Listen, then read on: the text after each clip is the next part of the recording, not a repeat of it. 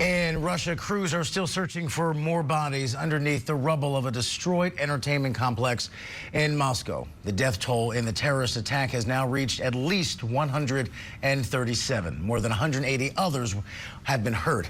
ISIS has claimed responsibility for the attack. Russian President Putin has suggested that Ukraine was involved in this carnage. ABC News asked Vice President Kamala Harris if the U.S. has any information supporting that claim. What has happened in an act of terrorism and the number of people who've been killed is obviously a tragedy, and we should all send our condolences to those families. No, there is no whatsoever any evidence, and in fact what we know to be the case is that ISIS-K is actually, by all accounts, responsible for what happened.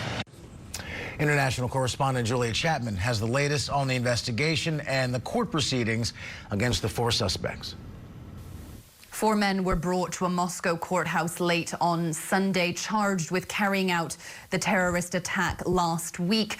All 4 of them were apprehended in the Bryansk region of southwestern Russia, according to the security services, and all of them appeared to have been badly beaten. They had swollen faces, bruises on their eyes.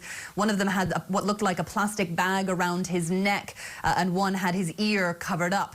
The 4th was in a wheelchair and appeared to be in and out of consciousness in videos shared by the court service. And 2 of them did plead guilty to the charges of carrying out a terrorist attack. The other 2, it is suggested, were unable to even answer to the charges.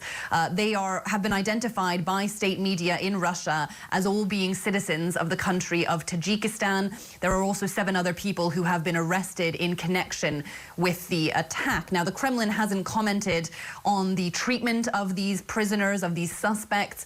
It also hasn't commented on the suggestion that there has been a security failure. Dmitry Peskov, the Kremlin spokesperson, at his Monday briefing with journalists, said that terrorism is a threat that no country is immune to. But of course, there was that warning from the United States a couple of weeks ago that a terrorist attack against Moscow was being plotted. Now, Russia has not also mentioned any connection to ISIS. The Islamic State group has taken responsibility for this attack, but instead, the Russian authorities seem to be pointing the finger at Ukraine.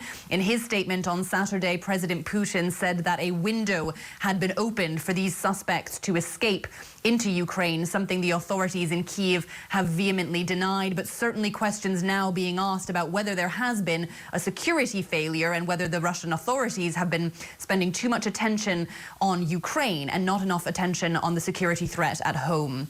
Julia Chapman, Scripps News, London.